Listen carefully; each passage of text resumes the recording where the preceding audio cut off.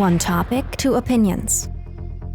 When Islam came, it destroyed the elements of masculinity. So why is polygamy allowed at all? The Moodring changes color to red when our guests agree, blue when they don't. My name is Mohammad Ibo. I am a political activist and I believe that Arab societies are patriarchal. I am Khalil al-Jandoubi, a sociology student, and I think that Arab societies are not patriarchal but conservative. Arab society has a problem with toxic masculinity. Yes, they do. No, Arab societies are conservative.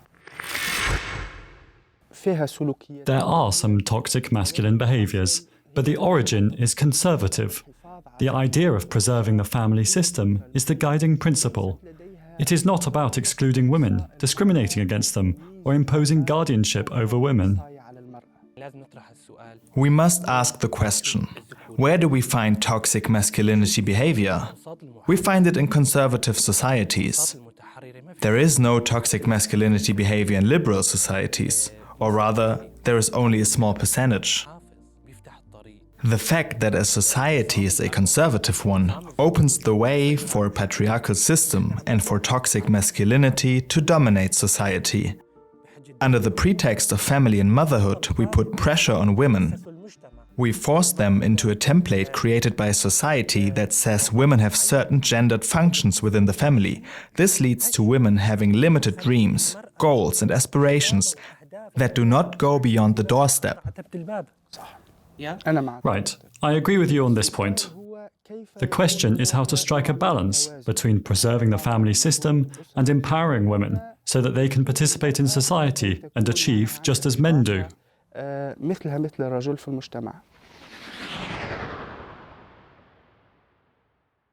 Religion is the reason for toxic masculinity. No. Religion is one of the reasons. For example, there are many chapters and verses in the Quran that support equality between men and women. But there are also verses like Surat Al-Nisa, verse 34, which says, "Men are the maintainers of women." We're talking about the religion that we grew up with, that allows a man to have multiple wives. Why does that even exist? Pre-Islamic Arab societies were patriarchal. The birth of a daughter was considered shameful, and a man owned 70 or more female slaves. When Islam arose, it destroyed elements of masculinity.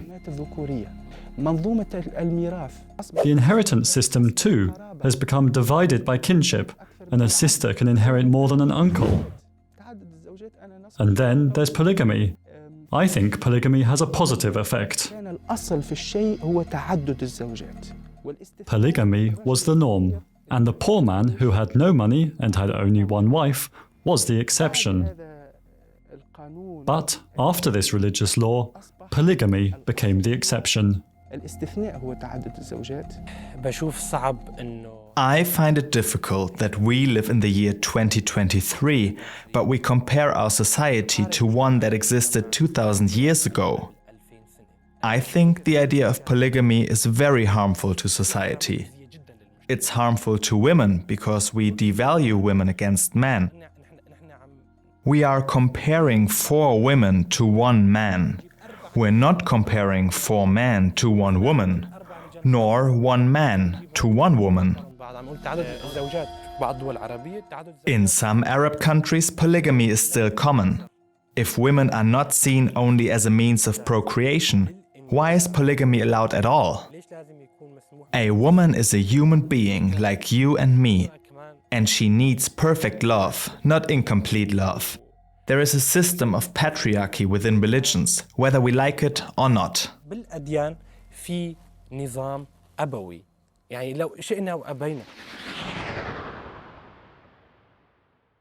Religion prevents equality between men and women. No. No. I don't feel that religion is an obstacle to full equality between men and women. A person can practice religious rituals, as well as live freely and respect other races. The Quranic discourse is clear, O people, O believers. The religious discourse is not addressed to any particular gender, neither to men nor to women. But let me respond to a point you have raised. We cannot treat religion with a selective logic, such that I take what I like and leave what I don't like. The patriarchal system in society takes what it wants from religion. It takes the religious indications that give men precedence over women. Ultimately, everyone is responsible for their own behavior. When I tell you to take what's beneficial from religion, this is something positive, as when you take good morals from religion.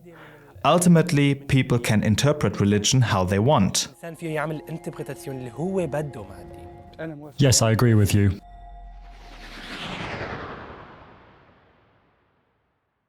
Toxic masculinity harms men. Yes.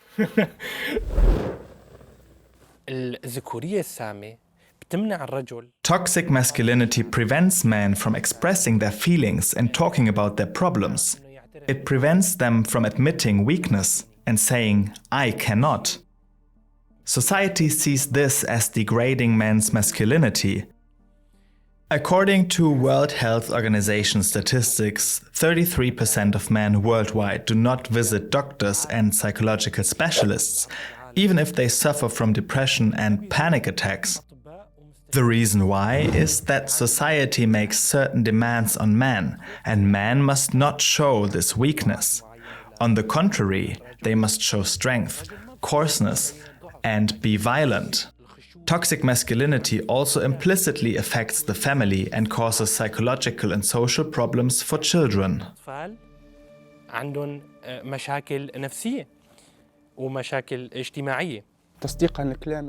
To back up your point, there's also an economic side.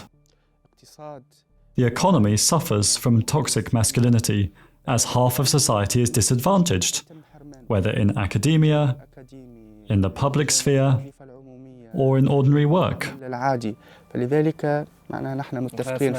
We agree.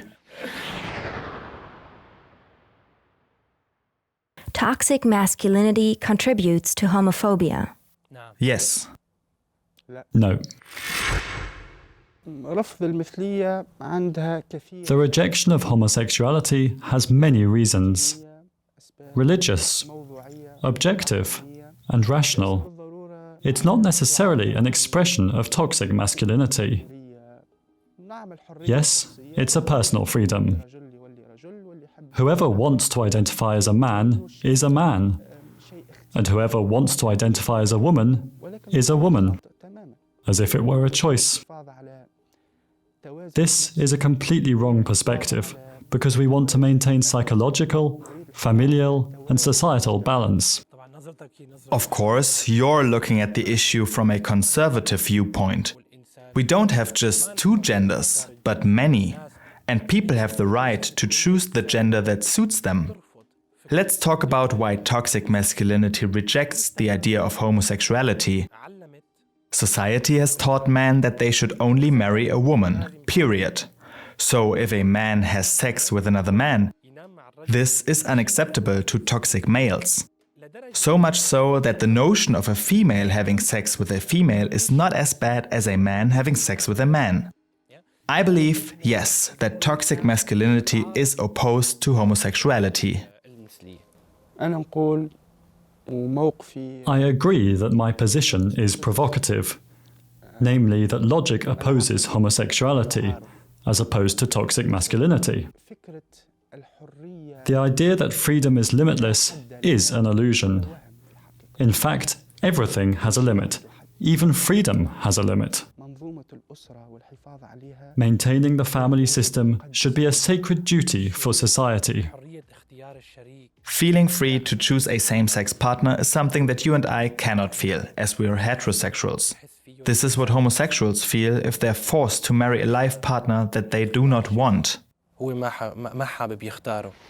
So what's the conclusion? Did our guests grow any closer?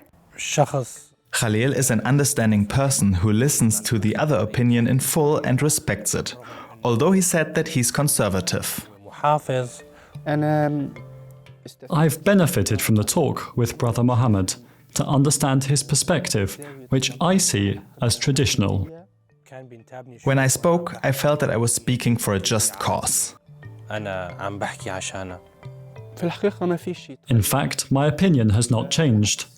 On the contrary, there's a kind of confirmation of my point of view, of which I am convinced. I would love to meet him again, so we can talk and see where our discussion and fight against toxic masculinity goes.